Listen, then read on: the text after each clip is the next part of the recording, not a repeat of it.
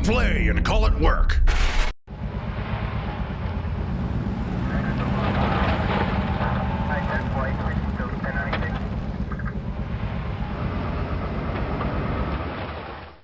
Hello everyone, and welcome to this week's episode of the Sit and Talk. I'm going to answer some questions you guys left on Chris's last Sit and Talk, and next week is going to be Matthew, so if you leave your comments below.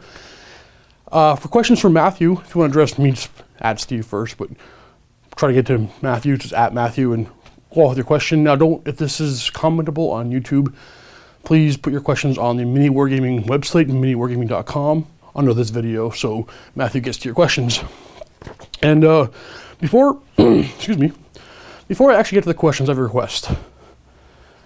Most of you guys know Dave and I go back and forth with some weird things to each other, and he's been getting me a lot of birthday wishes lately.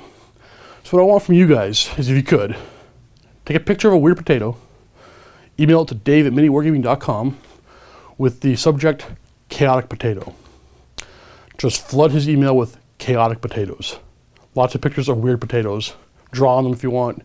Find weird twisted ones, just more chaotic potatoes. Now, importantly, please do not link this video to the email, because a lot of times when Dave gets me, one or two of you guys like to email me the video where Dave says it, so I know where I know where the joke came from. And for me, I thank you guys. You guys are awesome for letting me know, but don't let Dave know. So just don't tell him from this video, just don't tell him from me. He'll probably figure it out eventually, but just a lot of chaotic potatoes. Gonna have an office inside joke, but just keep sending him those pictures of potatoes. All right, let's get right to the questions now. I'm gonna sit here for about 30 minutes or so, and if I get through everything, that'll be that. If I don't, I'll do another 30 minutes in the vault, but right to it. The first one's for Chris. We'll skip that one. Teldonator, Steve. Hi, Steve. Hello, Steve. Do you like to move it? Move it. Love your work. Keep on keeping on. Yeah, I like to move it. Move it. You've seen a lot of dancing videos pop up lately. I think there's more to come too. I hope they're done. So I'm not a big fan of the dancing while it's sober. Anyways, Avlope says, Steve, you should come uncomfortably close to Dave, say nothing, and stare at him, ignoring all of his questions until finally you breathe in deeply and say, you smell different when you're awake, and then walk away and never explain. Okay, I can't do it. Dave is actually not here. However, if I did do that, Dave would not react. He wouldn't blink. He would just stare at me as I stare at him. He would wait till I break first, and then I'd walk out of the room. So that, yeah, no. Sorry, I can't do it for you, though. WB Freak. Steve, two things. Would you go grab Quirk and press him over your head and show that Braun rules? Yeah, I'm deceptively weak. I got the strength of like a 7-year-old girl. Like, no, I couldn't do it. I'd fall over. And more importantly, if I did that, the show would be filled with requests of, like, go to this person and do this, and go to that person and do that. And while, yeah, it's funny, I'm sitting. I'm in a chair. I don't plan on getting out of this chair for at least half an hour. I want to get up, so I can't do that for you. But there's more. Now to my question. How difficult is it to maintain both personal and studio armies? For personal armies painted at work after, sorry, I think you meant our personal armies painted at work after hours, must use your own paint, and if not, where's the line? I've been thinking far too much about this, and I just need an answer. Vault member until I figure out who took right shoe. I don't know who took your right shoe. Personal and studio armies, it varies from person to person, but for me, everything I play with is a personal army for the most part. Now, there are some fantasy armies that are not mine, like the Chaos I play a lot of. They are studio, and I paint up stuff to add to it.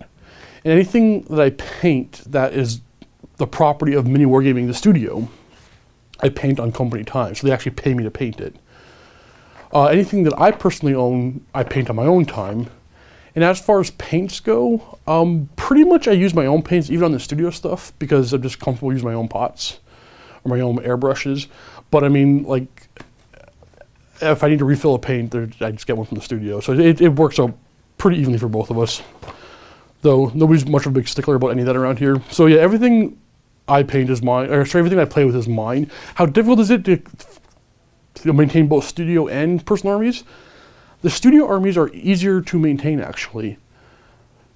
Because if I need to add something to anything, I paint it on company time. There's easy to find. There's ways of finding time for that. When it's my personal stuff, yeah, it's getting more and more difficult to find the time to paint up 18 more Raven Wing bikers. So yeah, it's definitely easier to maintain studio stuff because it's easier when you're getting paid. That's simple. Where are you? Grimjaw? Steve, do you have a favorite genre of music? It's always fun watching your battle reports. Keep up the good work and have a nice day. A favorite genre of music? I'm in my 30s now. I guess in my 20s, even in my early 30s, even my early 30s, I would have said metal would be my favorite genre. But I think that's more of an answer more than the truth. Quite simply, and I know many of you will agree with me, music was just better all around in the 90s. I sound like an old man saying that. But yeah, anything from the 90s, well, most anything from the 90s. The 90s had good music. So I'll say metal, but it's rock from the 90s, metal from the 90s. My favorite band would be Godsmack. I know it's not a lot of people like them. I know a lot of their stuff sounds the same, but it's kind of why I like them. But yeah, it's mostly rock and metal from the 90s. Not that there's stuff that's not good now, but I mean, there's not a whole lot that would make me go out and buy a CD. Oh, for you kids, CDs. They're these round plastic discs we used to buy our music on. Now we have all kinds of streaming services. Spine Chaos, Steve, I'm curious what your very first Warhammer 40k army was. How did you find out about 40k? Lastly, go up to Quirk with the camera. Again, not going to do it because I'm sitting down. Stand beside him like you're going to take a selfie and then say, nah, it's not going to work, then walk away. His response would be this. Okay, that'd be it. But I'm way on the Orc studio and he's over in our office, which is literally, I got to go out this door, which leads to the warehouse that's in between two studios, and I have to go out that door. It leads to the big hallway, and I walk down that hallway, and I got to pass Justin's desk, and I'll probably end up having a conversation with him. And then after that, I got to pass Chris's office, and then Rob and Gwynn's office at the same time. There's probably going to be a conversation right there. I got to go through Matthew's office, and again, there's probably a conversation right there. And then in our office. And then I come back and do it all over again and get back over to this chair. So now, I'm using a lazy card today. Can't do it for you, bud. What were we even talking about? Completely. My first 40k army. First one that I played would be the Necrons and the Fate of Faeum campaign. Those Necrons were painted literally days, maybe a week or two before the Fate of Faeum. Maybe longer than that actually, but not too much longer, not too much earlier than Fate of Faeum. However, when I was a kid, when I was like 15, I did buy the Space Marine versus Dark Eldar starter set. It's not Battle for Macragge. I forget what it's called, but I did own those, but they were never painted. I never bought a miniature to add on to that. I came with like 10 Space Marines, a Dreadnought, and I think 20 Dark Eldar, something like that. I never played with them. I don't think they even got assembled, but I did. So technically, they would be the first I owned, but the first one I played with my Necrons. How did I learn about 40k? Basically, I played fantasy. My neighbor played fantasy, got me into it, and I realized a neighbor from a couple doors down played as well, fantasy. And then from there, I started buying like White Dwarf and stuff. This is not back in the 90s, even earlier than that. Yeah, 90s. And yeah, that's where I discovered they had other games like 40k, and that was kind of cool. I really liked the fantasy genre better at the time. And I didn't know the guys I knew played fantasy, not 40k. So fantasy was my game, and 40k was sort of afterthought. I basically, when I got in touch with Owen again, I think 3 or 4 years ago, finding out he worked here doing battle reports, I came in for some fantasy battle reports. I figured, well, if I want to play some of these other guys, I'll put together a 40k army. I went to a website, I think it's called bartertown.com or .org, and just looked for the cheapest deal I can get for a full 40k army that was unpainted, because I could paint my own stuff. Bought that, it was Necrons. I painted them up and painted them just to come play here at MiniWarGaming. And then they gave me a job, which worked out well for me. I'm so disorganized today. Jackie Wald, Steve, you're my favorite MiniWarGaming personality because you have so much fun, even when you're losing. I think I have more fun when I am losing. I go into my stressful place of how do I get out of this? How do I get into this? I really like your play during the Heralds of Ruin campaign. Oh, I cheated bad in that. I'm sorry. I cheated on that one, guys. I made some mistakes. Because you got out of your comfort zone of gunline, our shoot and scoot armies, and played pretty aggressively. I did at the beginning. I went back to the gunline later on. But that's actually very interesting that you mentioned that. I'll finish your post and then something I've been thinking about a lot lately myself. My question, can we expect more aggressive playstyle from you in the future? Okay, you're touching on it right now. I think it'll help your bat reps be more interesting. Along the same lines, can you help Quirk out with his Harlequins? They do the shoot, hide pretty well, and you're pretty good at the style. Thank you. Oh, you should work out like Dave says. You'd be a freaking tank. No, I'll do like a cheeseburger curl. It's one. That's about far as I'm good. No. Yeah, I've been thinking about that a lot myself because my playstyle is definitely very mobile and shooty, and I'm getting a little bored with it myself.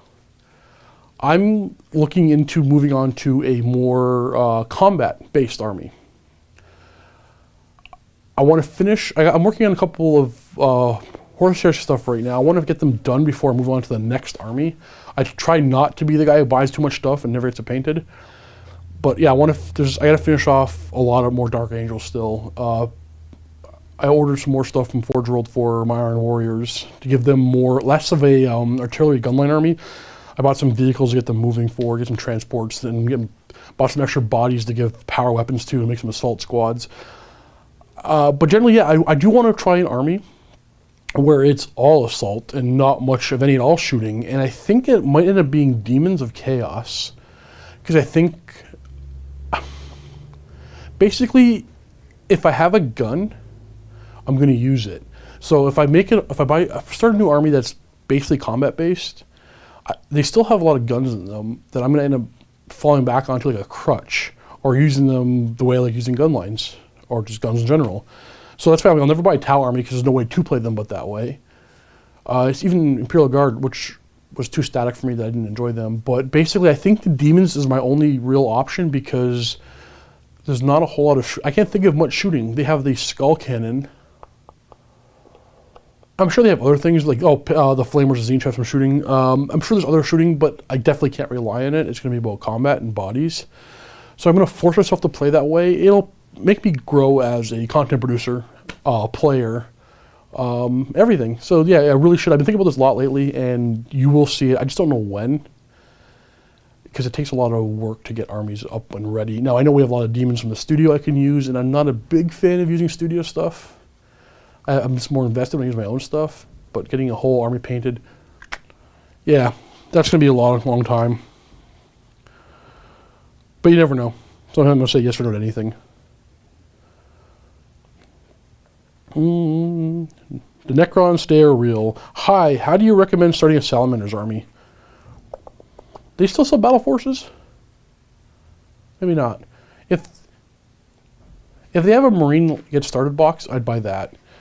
Look for bundles. Anything with like 10 or 20 tactical Marines and a couple other things is all you need to start.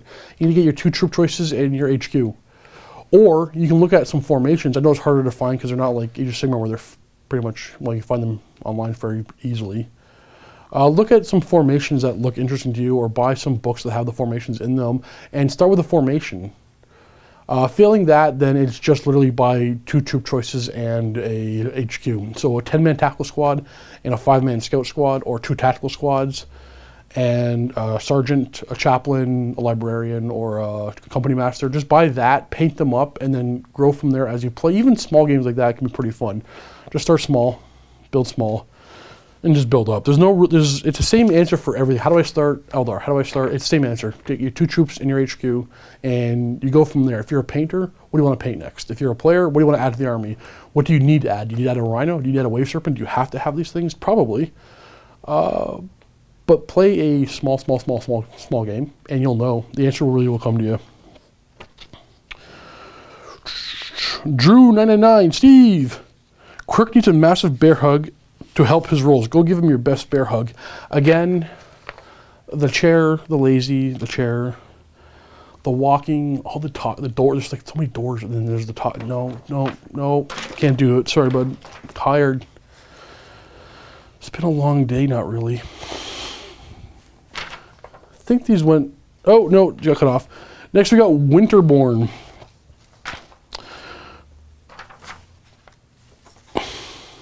No, we don't, because I mixed up these papers. Winterborn, are you French? I'm hoping this is your comment. I don't know whose comment I'm reading.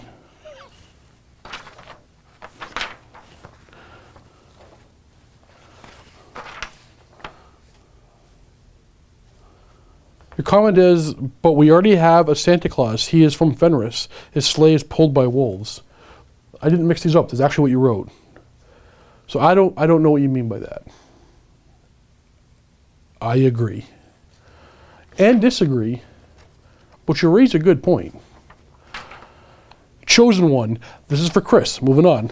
Chosen One again. This one's for me. Josh is beerless. What happened? If Josh just wanted a new look, please come up with a crazy short story anyway.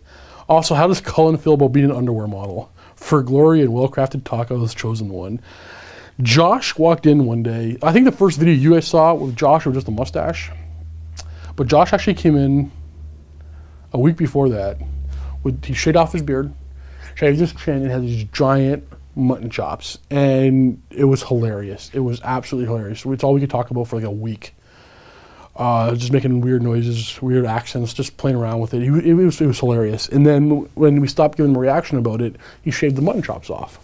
And he had just a mustache. And for some reason, that was even weirder. It was harder for us to handle. It was gross. Looks like my dad, actually. Yeah, so he was just messing with us. And then we posted a Facebook video, and I think most of you saw the mustache before the mutton chops. So yeah, no, there's no, that is the true story. I wish it was different, because this is Josh being Josh. How does Cullen feel about being an underwear model? I don't know. I haven't spoke to him. He's off in school getting an education. I haven't spoken to him about that. I don't even know if he's seen it yet. I should text him. Yeah. Oh, there's more questions on this page. What am I doing? Unpure. Steve, how English is a hard language to read, especially if it's your first language. How is the Raven Guard coming on? Are you planning on using the decapitated strike right of war? They are coming along, and by that I mean I painted Korax. I haven't started painting the rest of the guys yet. Korax is done. He's ready to go. I will be using the decapitation strike because I think it's a pretty cool one. It's very fluffy for them. I've put together the list of what I own for Raven Garden right now, which Resin, Prospero, and Kelth box sets is about 200 points worth of stuff. And I have to put another order in. I think it's going to go in this evening or sometime this week with a bunch of guys here, actually, for another 400 points for Raven Guard. Just to get them where I have enough stuff where I can make varied lists. I don't want to put them on the table with the same problem I have with Iron Warriors, where everything was the same list or a minor variation of it every time. Because the painting scheme I already got down for them. I already know how I'm going to do them. And once I actually get started on them, it'll be relatively fast. It's just a matter of when do I get to them. This is why I don't like, I think Josh the one who said in one of the sit-and talks a few months ago about me starting the Raven Guard. It actually does take a long time from the purchase of the stuff to get them on the table. Because of so many other things that we have going on in painting. In between, what I've been painting lately is a lot of Iron Warriors. I painted a Blood Bowl team, some miniatures for other games that we don't even cover, just because I felt like painting some different stuff. I've been painting a lot of fantasy add-ons for armies, and I've been working on my Dark Angels, which has become the biggest chore. I don't know why. I'm close to, I feel once the Dark Angel's done, what I mean by done is everything that I've already bought and painted and off the table. I'll get to the Raven Guard and I'll move through them really fast. So I pretty much have like I said, 18 more bikes for Raven Wing. 15 or 20 Terminators, I forget which. 15 or 20 Terminators. And that doesn't, for me, that's not a whole lot. I can get through that relatively fast, but getting to it has been the problem. I've been unmotivated to paint them, I don't know why, which is holding up everything else, because I don't like to get other things done until I get the thing I'm working on done. Now, I have taken a break and painted some Iron Warriors recently, just to add some more Iron Warriors to the table, because I needed rhinos bad. But yeah, you won't see the Raven Guard until my Raven Wing, my Death Wing, my Dark Angels are not done, but I finished painting what I've purchased for them. Then I'll work on the Raven Guard.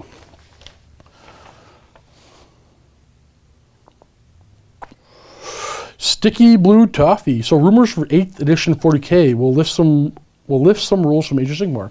I expect there'll be an app too. What are your thoughts on this? What would you like to see? What Age of Sigmar style rules do you think Warhammer 40K would benefit from? What 40K rules do you want to see removed? Remove Torrent. I hate the Torrent rule. I don't think anything should be an auto hit.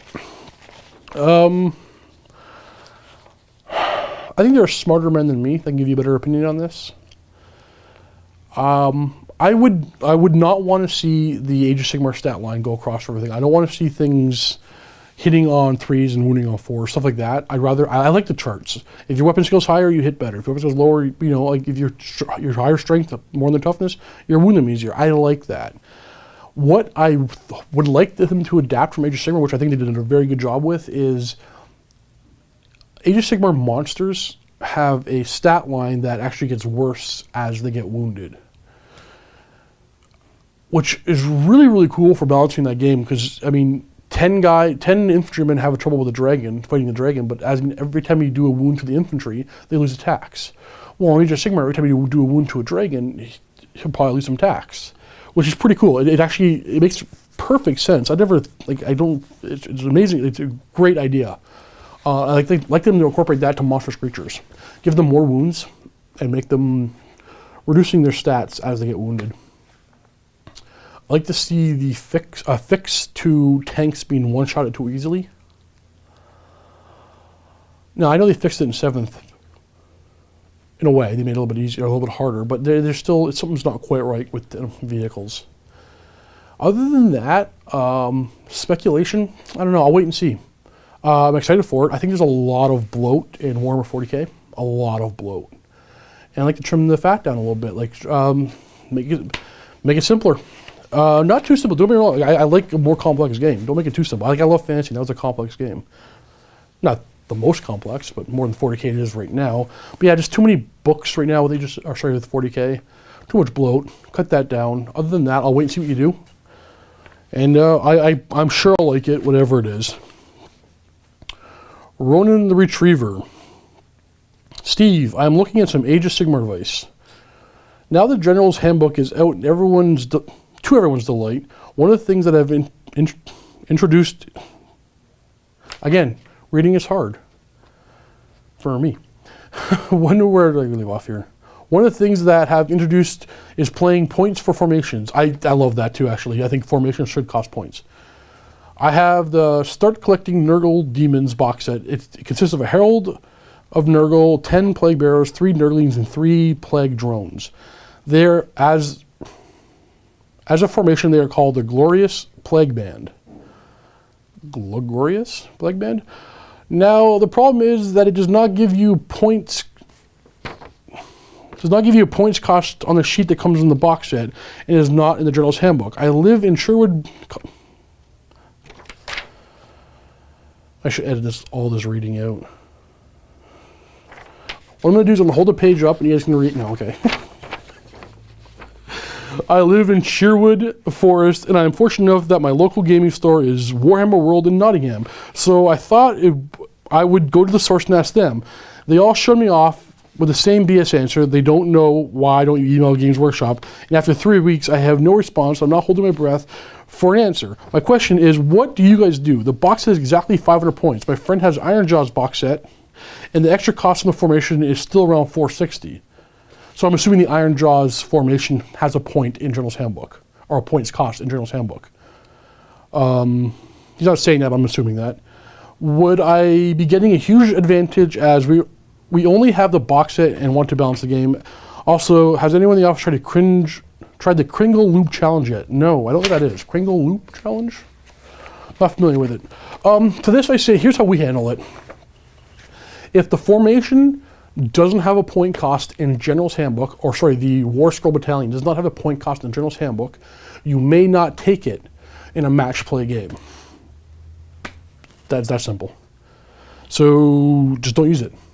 When you're playing fluffy, friendly stuff, use it. Now, if you're just playing against your buddy and you're both using the box set, go ahead and use it. It's at 500 points, there's no perfect balance. I mean, points help balance it a little bit from what we did have before the General's Handbook, but there's no perfect balance. So yeah, totally use it against your buddy. It's not a big deal. Advantage? Maybe, maybe not. Hard to say. I think don't worry about it, but how we handle that exact situation here is if there's no point cost listed, you're not allowed to bring it in match play game. That is a temporary solution. As new books are coming out, we'll have to readdress it, but for here and now, that's what works for us here at MiniWarGaming. So it can be just that simple. Just don't use it. How much time we got? We can keep going. Daddy says, that's Steve. Go give Beverly a bear hug. I mean, a big, really big one. Squeeze the dude till he begs for mercy. Okay, see, I know why these these comments are coming in. Because you guys asked somebody else to do something and they went and did it. Now I'm not going to be your dancing monkey.